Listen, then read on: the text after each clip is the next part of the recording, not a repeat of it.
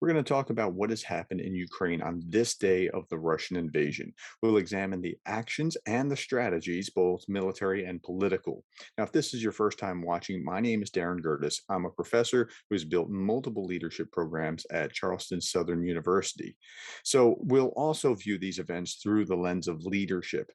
And I also wrote a book about Zelensky called I Need Ammunition, Not a Ride, and you can find it on Amazon.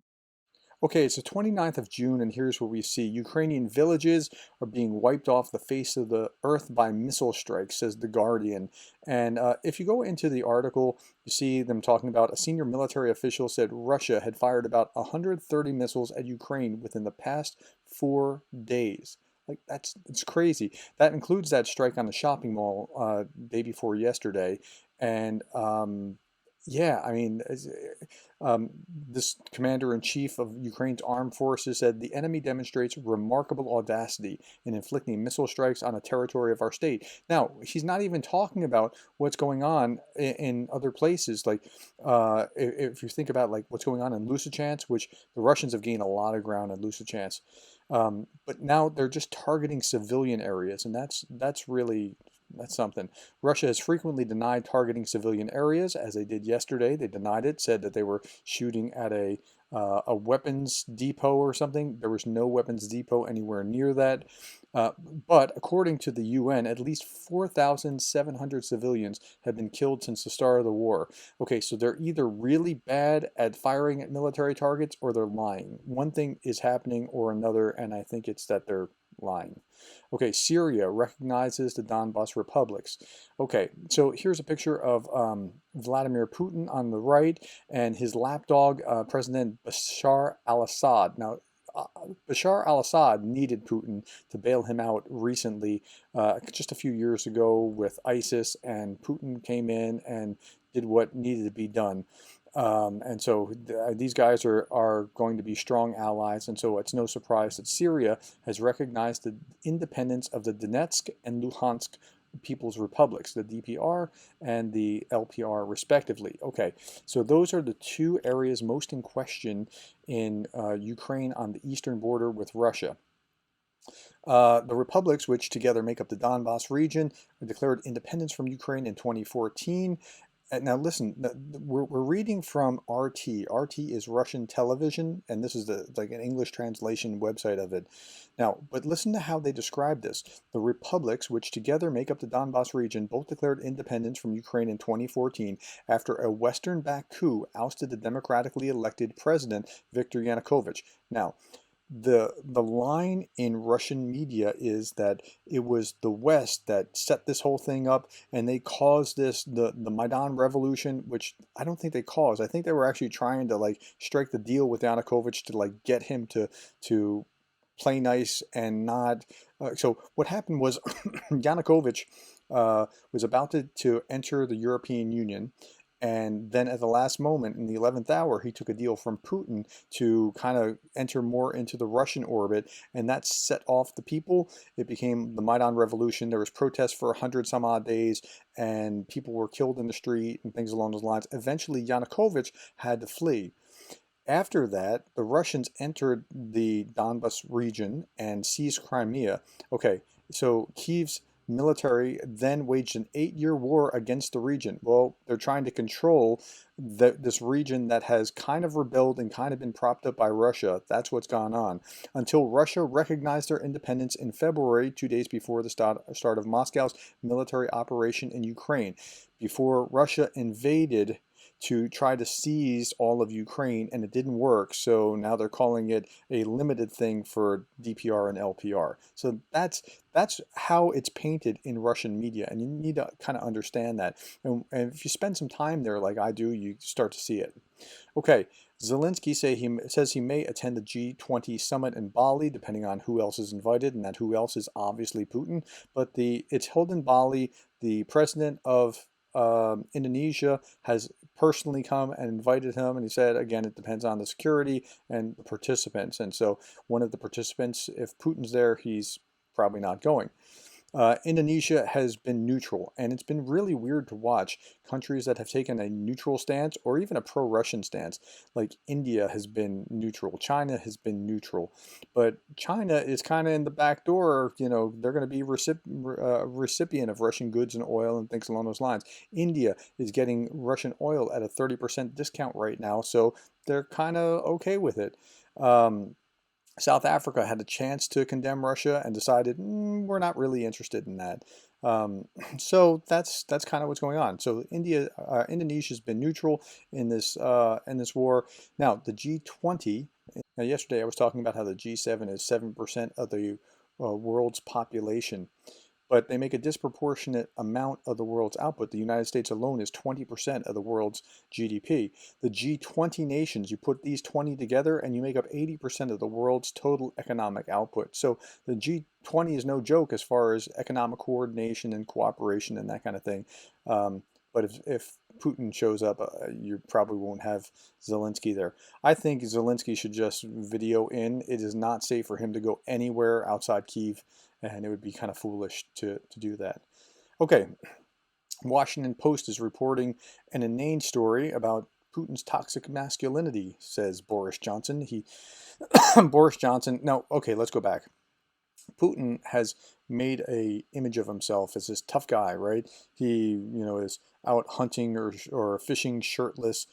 He is a legit judo black belt, although my instructor, I'm a brown in judo, says he's probably a pretty decent brown, but not a black belt.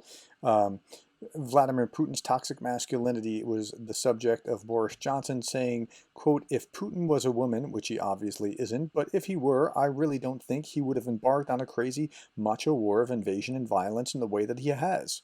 And he's telling this to a German broadcaster, says that if you want a perfect example of toxic masculinity, it's what Putin is doing in Ukraine. Okay, this is such a stupid non-story that's become a story. There was a little bit later, a actual psychotherapist said ruthless, psychopathic, and murderous and despotic. Toxic masculinity is the least of Putin's disturbing character traits, and I think that's right. The Kremlin was responding to that. It became a thing. This doesn't matter. What matters are things like this, and this is RT again, but they're providing legitimate perspective on NATO adding 2 members because Finland and Sweden joined NATO. Well, they've been invited to join NATO. So what that means is they've been invited, and now every NATO country, all 30 of the other members, have to pass through their parliaments or equivalent the okay for Sweden and Finland to join. But that's big. Now, here's how big this is. Putin said initially that he did not want Ukraine in NATO because he wants this buffer between Russia and the West. Finland and Sweden, Finland's right on the border with Russia, Sweden's right next to that, and between them, their landmass is as big or greater than Ukraine. So if you're Putin, this has backfired in a really big way. This is like the miscalculation of the 21st century. Okay, Russian-Ukraine war, more of what we know. We talked about some of these that, NATO has brought in Finland and Sweden. But here's why I wanted to highlight this one. Joe Biden has announced that the U.S. will increase military forces across Europe with extra land, sea, and air deployments.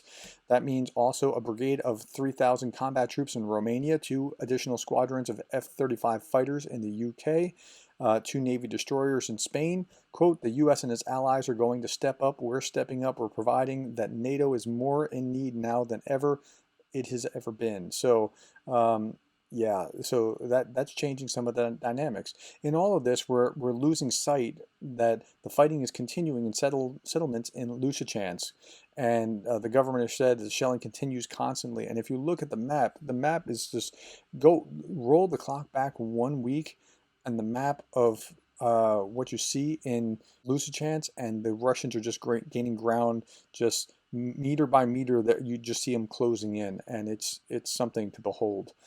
Okay, last thing here, in an interview with NBC, Zelensky said that he was compare what he saw at Bucha to a war movie. He said it was just so quiet, everything was destroyed. dead people, destroyed army equipment. There was such a sense of death when they found people at the bottom of wells, hands bound, raped, and murdered. They had done everything to them. I just didn't know that this could be done by people whose 30 years previously we had lived together in the Soviet Union in one country. I just never thought that humanity could be capable of this, and it changes how you look at people. And that's what's going on. There's atrocities. There's legitimate atrocities. And I see Russian trolls talk about, well, you just wait until you find out about the child sex ring in Kiev or whatever. I mean, really? Come on, look, this is what's actually going on. You can see it. I mean, free press are showing it. And Russia denies when they do these atrocities, and it's bizarre. Okay, NATO doesn't regard Ukraine's ascension to NATO as a top priority, they said. Their top priority, according to a spokesman, is winning the war, but not actually. We can address later whether we will have them join NATO. Okay, come on. What?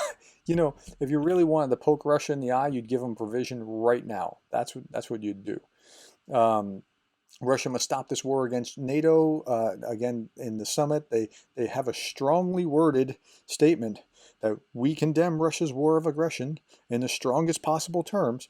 But what's that doing? Yes, it's a violation of individual law. Yes, Russia bears responsibility. And I mean, Zelensky's right. It's coming down to force of arms to defend what won't be defended on paper, and that's where we are. They also talked about how it exacerbated a food crisis and an energy crisis around the world, and they concluded with, we will continue to counter Russia's lies and reject its irresponsible rhetoric. Yes, Russia lies, and they lie about lying, but the strongly worded document it made me really think come on, NATO, you really got to get your act together. You got to do what you need to do. Okay, Russian forces take out Ukrainian nationalists in Moscow. Here's RT again. They're talking about the Kraken Battalion. So if you haven't kept up with this, the Kraken Nationalist Battalion is the new boogeyman if you're Russian. It used to be the Azov Battalion, but now the Azov Battalion was largely captured around Mariupol, and Kraken fighters were neutralized, and we killed 100 of them in a missile attack, and it goes on and on. I can't tell what is true and what is fiction here.